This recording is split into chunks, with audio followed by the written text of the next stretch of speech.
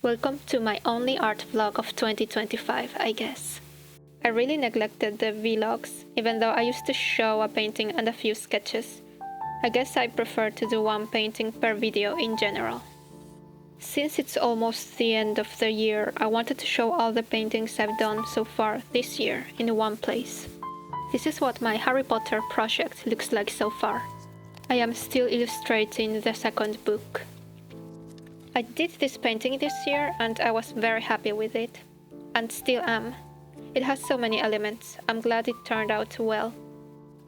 This gross Ron painting is the last one I did this year. I'm not a big Ron fan, actually not at all, but I like drawing him. This was that part in the book where he starts throwing up slugs. I also have these Red Dead illustrations that I still haven't finished.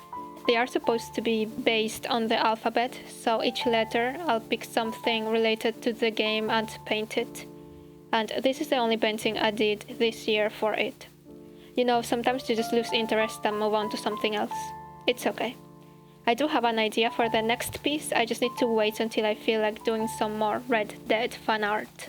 And I also had this idea to create the figures from the playing cards, another project that I lost interest in so far.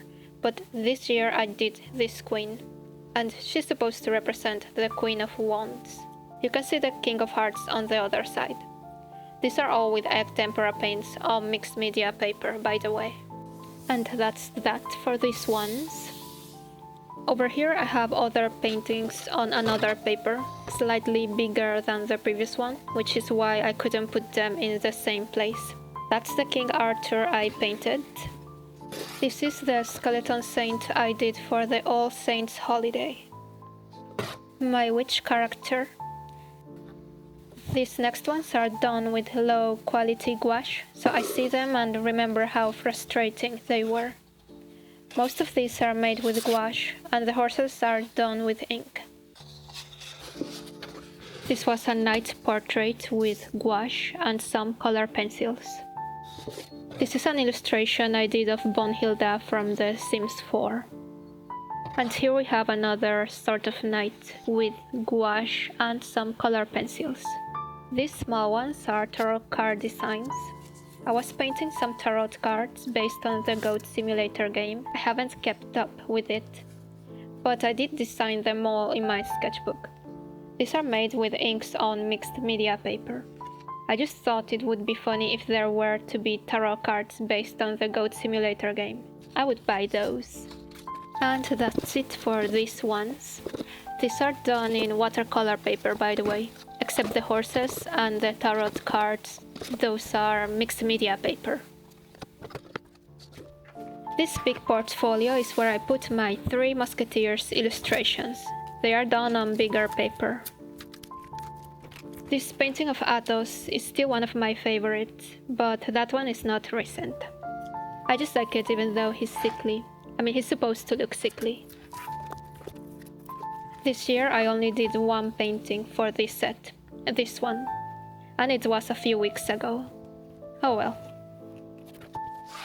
And this year I also started illustrating the James Bond books, starting with Casino Royale. Here are the 2 chapters I've illustrated. So this is James Bond. I used the description from the books. I didn't want to use any of the actors. And this is the second one I did recently. Well, they're both done recently. This is supposed to be M at his desk. I borrowed the books from the library, so I've been doing a Bond book reading marathon. They are very inappropriate though. They were written in the 50s, you see. They didn't age well. But they are still fun to read. You just have to ignore the inappropriate parts. Also unrelated to painting, but these are some granny squares I've been doing for fun recently. I found this football hat pattern online for free, so I've been doing a lot of granny hexagons and pentagons and crocheting them together. I still need to do the band on them, but I'll leave that for later. I have all this wool and I feel like just doing a bunch of granny squares. They're just easy once you get the hang of them, and they're also very relaxing to make. At the end I'll stitch them together into a blanket or a vest. We'll see. I've also knitted 2 scarves, this Hudson Bay inspired one and this Slithering scarf. It's double-sided. I love this bag because it reminds me of Goat Simulator. And this is a current knitting project. I found this Lord of the Rings pattern online. It's supposed to be the inscription inside the ring, but this one takes way longer since I actually have to sit and count the stitches to do the writing pattern. It's just taken me a long time. I've kind of been taking a break from it. I got this Lord of the Rings pin, which I'm sure it will go great with it once it's finished. This year I also started a comic. It's a football comic. I haven't shown it in long videos since sometimes I don't like to record what I'm drawing, because I like to put the drawing on my lap when I'm working on them, and it can be a bit hard to record. I've done all these pages so far. Then I scan them, ink them, and tone them on Clip Studio Paint. It's a black and white comic. I started them on printer paper because I wasn't sure if I was really going to get into it. I didn't want to spend money on the comic paper and inks. So I said I'll just do it on the printer paper and scan it and ink it digitally. But so far I've been really liking it. I've made about 14 pages now, which is a lot for someone who loves to jump and change projects all the time. So yeah, that's what I've been doing behind the scenes, so to speak. I have started recording some of the process in small clips, which I've been posting to my YouTube shorts. They used to be real time, but now I have a backlog of clips, which is okay. They're fun to film and edit, and I like to document the small progress on the comic. I did record myself working on the last page, just to have something to show on the vlog, something that is like a work in progress instead of only finished things. I start by mapping out the page composition on the paper. Actually, I start with a thumbnail first, digitally, since it's just to figure out the placement, and then I move on to doing the mapping out on the paper. I just redraw it on the paper and copy the composition I came up with in the digital thumbnail. It's just to establish where I want all the elements to go. Then I start defining the figures on the panels, and I like to jump around just to work on it all together most of the times, instead of just focusing panel by panel. I think this way I can make sure I get the composition right instead of doing one panel and then moving on to the next. Once I have the placement for the figures, I go in and define them, like getting reference for some poses and things like that. There are certain things that I don't work on too much because I know I will be doing them mostly digitally. For example, if there is a sky or clouds in the panel. Since I am using Clip Studio Paint to finish them, I usually use their comic assets. So they have a lot of cloudy sky backgrounds, which I just add and turn them into tones to match the rest of the black and white look. Another thing I don't worry too much on is the panels with small figures. I just make sure to draw the general poses.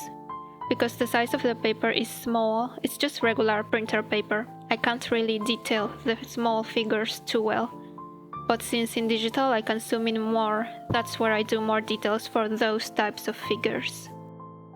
Once I have defined the drawing and I like it, I go in with a darker pencil and redraw some lines. I do this just because my scanner can't capture too much the lighter shades of grey, so I just darken some parts so I can see them better on the computer. It's not an old scanner, but it was pretty cheap. I think it's meant to scan documents only, so I never really use it to scan my artwork. For the comic it's okay since I know I'm going to be inking on top. So we have here that finished page, ready to be scanned and inked. And that's pretty much all I've done. Once I finish scanning them, I am adding an anti-AI layer I found on the Clip Studio Paint Assets page, and I'm adding it on top. I'll add one of the finished ones here. It changes the color a bit from black and white, but it's okay since it's just for posting. I have the original files and they look the way I want them to, so if I ever decide to print it, it's fine. I am using the anti-AI version to post it on the global comic sites and to post them on Tumblr as well. And that's pretty much all I have to show. Thanks for watching, bye bye!